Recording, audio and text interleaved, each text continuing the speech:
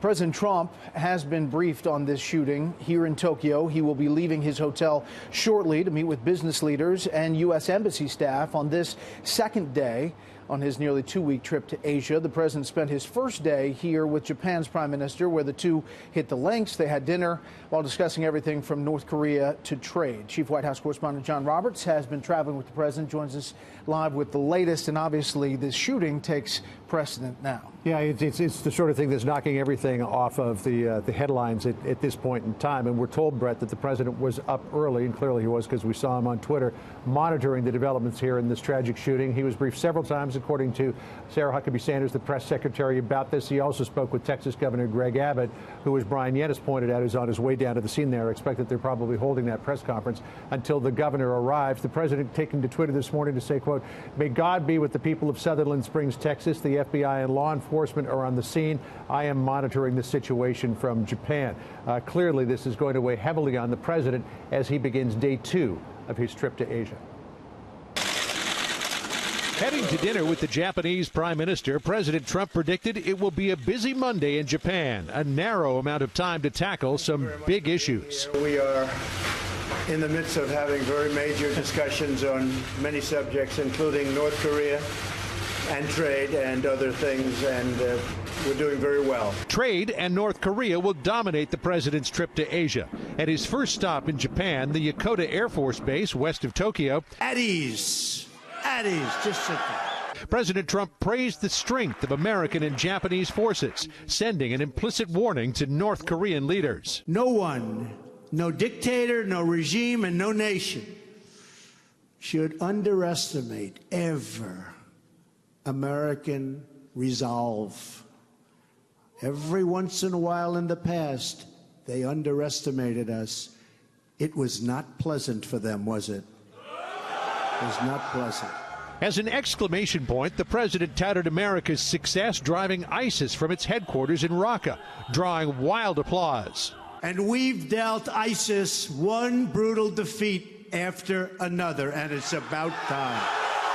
So far on this trip, the president's tone toward North Korea has been measured, a departure from many of his past statements, and one Democratic leader's hope continues. I'd like to think that we would exhaust every diplomatic remedy because we're poking a stick in the eye of a mad dog with some of what we're saying. In addition to talks with Shinzo Abe, Korea's Moon Jae-in, and Xi Jinping of China, President Trump hopes to enlist more help from Russia in dealing with North Korea, announcing he will likely meet with Vladimir Putin at the APEC conference in Vietnam this week. The other burr under the president's saddle, the trade deficit the U.S. is running with all 5 nations he'll visit. We will seek new opportunities for cooperation and commerce, and we will partner with friends and allies to pursue a free and open Indo-Pacific region.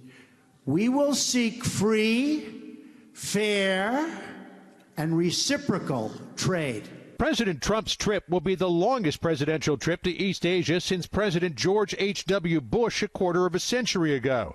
As the president was leaving, Bush took aim at him in an upcoming book, saying, quote, "I don't know much about him, but I know he's a blowhard, and I'm not too excited about him being a leader." George W. Bush also weighed in, saying, quote, "I'm worried that I will be the last Republican president." Speaking with the travel pool aboard Air Force One, President Trump showed rare restraint, refusing to hit back against the attacks, telling reporters, quote, "I don't need headlines. I don't want to make their move successful." The president does have a very busy day here in Tokyo. In addition to that speech that he's going to give to U.S. and Japanese business leaders who make a courtesy call on the Emperor and Empress, he's got a bilateral meeting with Shinzo Abe in which they'll talk about trade and security and the North Korea problem. Then he meets with the families of Japanese citizens who were abducted by North Korea. And then he tops it all off with a press conference at about midnight Eastern time. But, Brett, I think it's safe to say that this shooting in Texas is going to be top of mind as well for the president. Yeah, I mean, when you're president, events happen and you have to react to them. And obviously he's reacting to this. Hard to overstate, though, John, the importance of this trip over the 12 days. It's exceedingly important because what the president needs to do is he needs to build support to try to get North Korea to pull back on its nuclear program. The president has said the denuclearization of the Korean Peninsula is its ultimate goal. But Kim Jong-un, I'm told by many people in the know, sees nuclear weapons as his only means of his regime's survival. So it's going to take some very difficult negotiations to try to get him to back off. All right, John, thank you.